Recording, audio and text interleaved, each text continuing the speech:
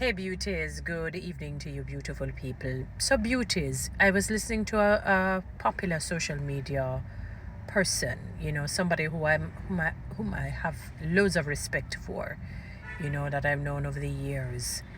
And the individual gave a story that I want to make a juxtaposition, to tie it in, because I think a lot of the wars, a lot of the disunity, discord, hate, malice would dissipate. It would mitigate to a great extent had we just kept the mindset of not judging, not coming to conclusions. And I'm not talking about like when a judge is coming to a conclusion after facts have been presented.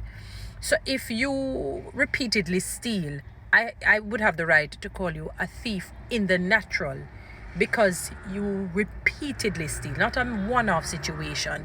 If it is something where you've been locked up and then the recidivism goes up, meaning you go back into the jail system repeatedly for the same crime committed, it therefore tells a story that I'm not telling a lie. I said, well, you are a thief on the basis of what you have practiced. So that's a different situation, because now I would have brought truth, I would have brought facts and observations. Worse yet, if you're caught in the act every time or most times, then somebody can definitively charge you to say you're a thief.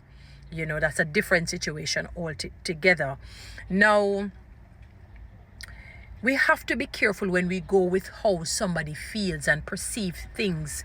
In many minds, I could probably say 90%, of the minds, our perception tends to be greater than the reality.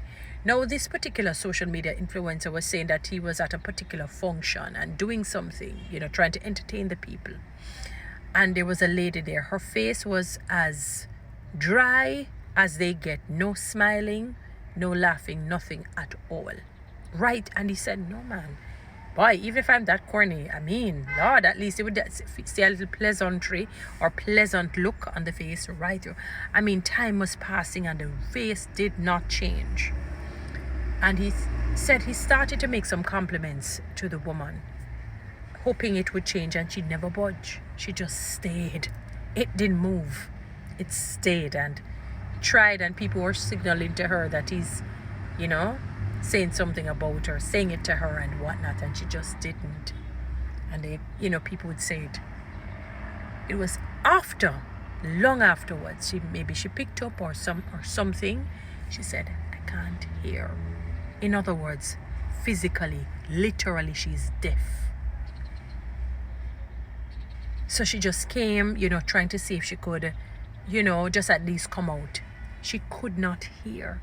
He said he felt horrible, because he was thinking, what's wrong with this woman? Why is she acting this way and going on and on and on? And I'm saying that in light of how people treat some people. You hear something and you didn't experience the person for yourself, but somebody comes and they tell you a fable, because most times they're fables. They're not true. They're not true. And even if they're true, you don't know what that individual do to cause the reaction. Not to say that if somebody does something bad to you, you must respond, but you don't know. So you have not probed, you have not gotten to know the individual, the victim, but you listen to the perpetrator and you run with a false perception, and your perception now becomes your reality. So you sit and you're looking to see if what was told to you, they say if you look for something, you'll find it. So you see the person made this way. Yes, it seems as if what Mary told me is true. What Tom told me is true. That time it is not. But your eyes are looking for it. It's like somebody staring to see something, on somebody that is not, and they end up seeing what is not there. The mind starts to conceive it. That is why the Bible says, think on things that are lovely, think on things that are just, and think on things that are of a good report. Because once you start to see it in the spiritual, it becomes true after a while in the natural. But the flip side is also so. It is also that way. So if you keep meditating on the negative and thinking, let me look if she does this, let me look if he displays this, and you're watching the person like a hawk, not moving, then you probably will see something that's probably not even real. It's not even real.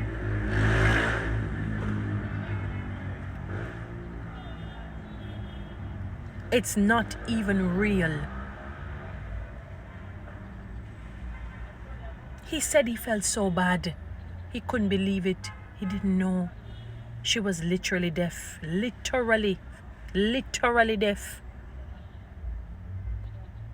And he started to make a lot of judgments in his mind about her, because saying, and if you don't want to come to the car, why come and make your... And she couldn't hear. She probably just felt like going and seeing if she could even though she can't hear anything, maybe just feel a vibration. And maybe her face is just like that. You have some people, they're having a whale of a time. They're having a whale of a time. And you would think in the beginning that they're not. I remember I've been to concerts that I'm singing, and the people are, like during, you'd expect a little thing before, while the song is going on, and you say, my God, it seems as if they're not having a good time at all. I know I'm singing good. I'm not Whitney Houston in her heyday, but good God, I know I'm sounding good. And I'm talking during the song, in my mind. When you see I'm just sitting like this.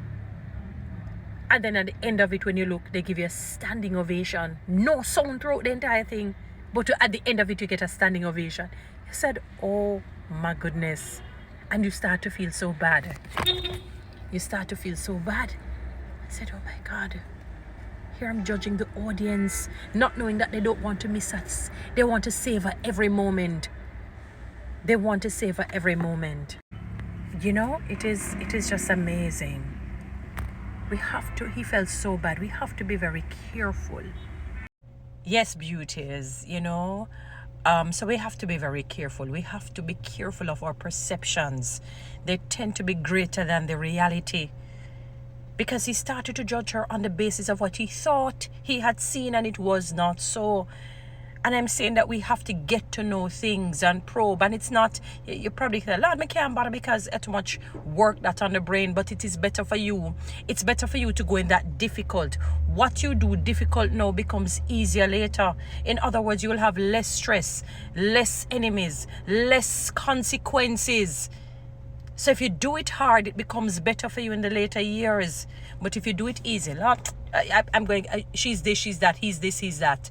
Somebody tell me this and I'm running with that. When it starts to happen to you, then you realize and you have regrets. And you say, had I only just taken sound counsel, sound advice, I should know better. These things are not good. I can understand. It is so funny and, very intriguing to know that there are so many evil things across the world, and yet God talks about 6 things that he hates, 7 he detests, he abhors. That's a serious thing when God says he hates something, And some of the things that we thought he would have put in there, like you think, adultery and whatever, a lot of it has to do with lies, slander, gossip. Yes, feet, hands that shed innocent blood, definitely, isn't it? Things that are really diabolical, and those things are wrong, running with wrong, always just thinking the first thing, it has to be something bad. You can't think it's something, it could be something going on with the individual. It has to be something that is directed at you. So you have some people, let's say 2 people talking, and they automatically meet them chatting, They probably don't even call your name in the conversation. They just don't want you to hear what they're talking about. They probably have not even called your name in the conversation. The only thing that I will say is that if you're discussing something personal and private and somebody walks into the room, try and keep a conversation going. If you become dead quiet, it's going to give a wrong, and you don't want your good to be evil spoken of. It may give the wrong impression, because most people's minds are stained on the basis of what tends to happen frequently. People tend to talk negatively about people. So if you're talking about something that has nothing to do with the individual, and then you suddenly stop because you don't want them to hear, and you don't even continue a conversation, and you hold your head down, it's going to give an impression like you're discussing them in a bad way. You have to be very careful. But outside of that, I'm saying it's not good to make an assumption that it is you. Best to give the benefit. Could be you, but it may not. So it's better to just err on the side of caution, doing the right thing. Thinking that maybe they just don't want me to hear their conversation, which many times it's that. But I'm saying be careful of our perceptions, even if somebody come and says something, and stop looking. You don't want somebody to do that, to be scrutinizing and investigating you. I remember, it is so funny. You don't want somebody to do it, so don't do it to people. You should even be engaging in gossip and slander, but your perceptions are greater than your reality, and it causes your downfall. Remember what to do, read TikTok and YouTube.